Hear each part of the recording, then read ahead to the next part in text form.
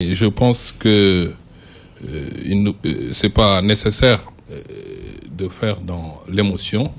Le président Lamine Diack est d'une telle dimension, d'une telle intégrité morale, intellectuelle, un tel exemple, une icône pour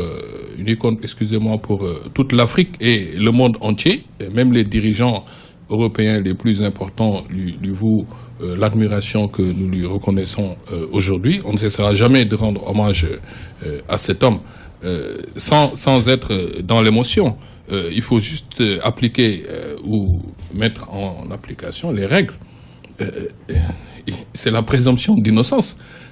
Et ce n'est pas à lui, ni même à ses amis, de prouver sa non-culpabilité ou son innocence. La loi le présume innocent jusqu'à ce qu'une enquête fiable, faite dans le respect des droits, montre autre chose. Donc, même ceux qui, dans l'émotion, disent qu'il est innocent, n'avaient pas besoin de cette émotion, puisque la loi dit que Lamine Diack est innocent. Quand je dis la loi, c'est la loi française qui s'applique en l'espèce. Donc, je pense que, comme le disait Mitterrand, le président François Mitterrand, dans son oraison funèbre aux obsèques de l'ancien Premier ministre Pierre Bérégovoy, il faut éviter de jeter, disons pour le paraphraser à la vindicte populaire, pour ne pas dire autre chose, l'honneur d'une personne comme ça dans la presse pour des histoires.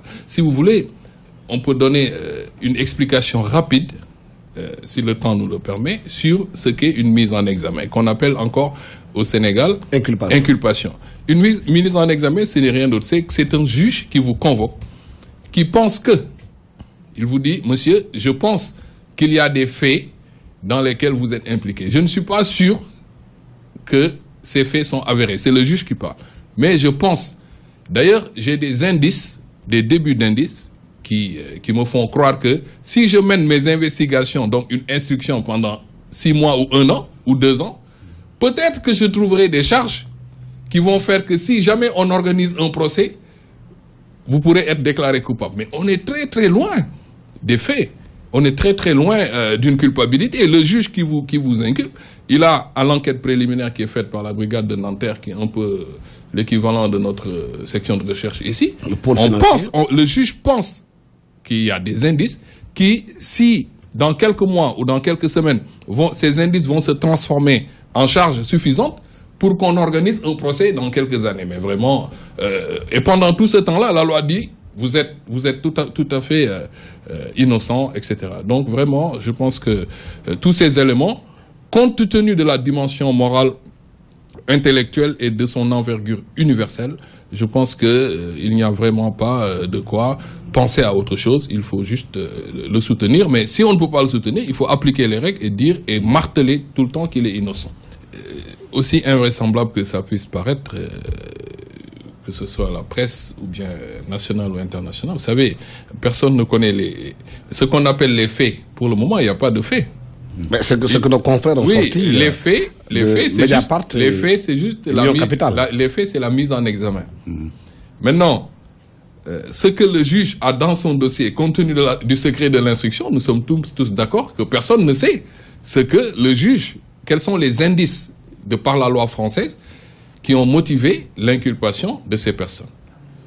Donc, c'est ça le mystère, en fait, de cette affaire-là. On ne sait même pas, est-ce que ces indices sont consistants?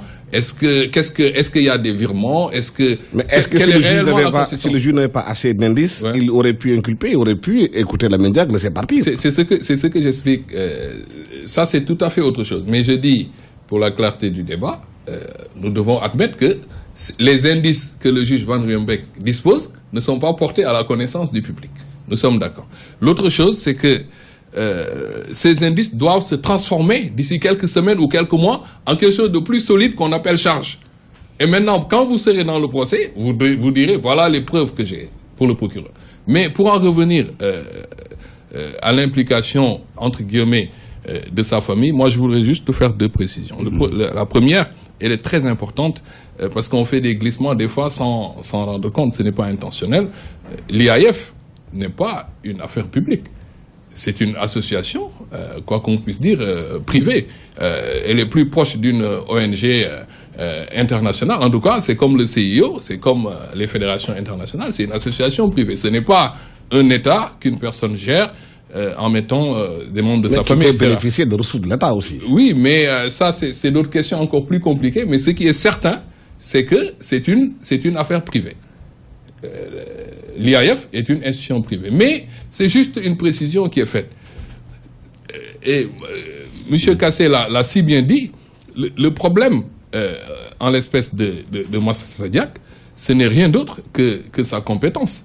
C'est que c'est une personne qui s'est investie dans le marketing sportif, je vous assure, à un moment où il y a 20 ans, moi je dois bien admettre que je ne savais même pas ce que ça voulait dire.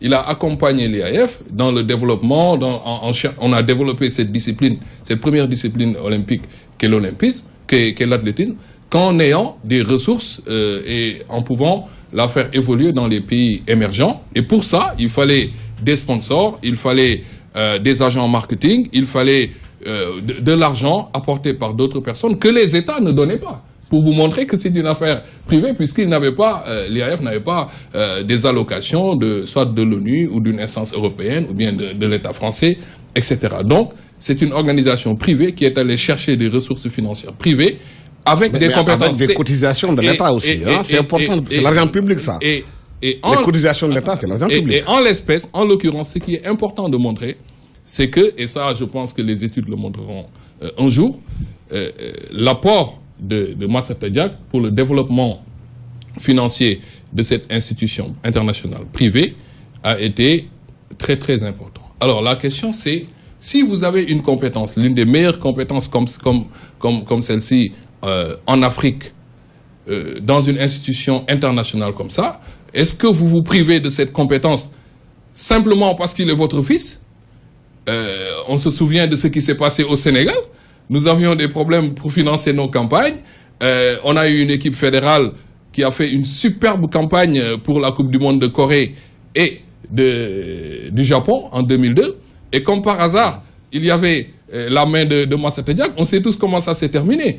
On a dit que oui, il y avait des faits de corruption, l'argent de la FIFA, l'argent de tel, l'argent de l'État, alors que c'est de l'argent qui a été amené dans cette fédération sportive avec l'apport des agents marketing et des sponsors que M. Massata Diack a amené. C'est juste une parenthèse. Oui. Comment ça s'est terminé? Il a été arrêté par la gendarmerie, il a été convoqué par le juge d'instruction, il a été inculpé, pour ne pas dire mis en examen comme son père aujourd'hui. Un matraquage et un tapage médiatique, en tout cas c'était une affaire énorme. Comment elle s'est terminée? Non-lieu. Purement et simplement par un non-lieu. Ça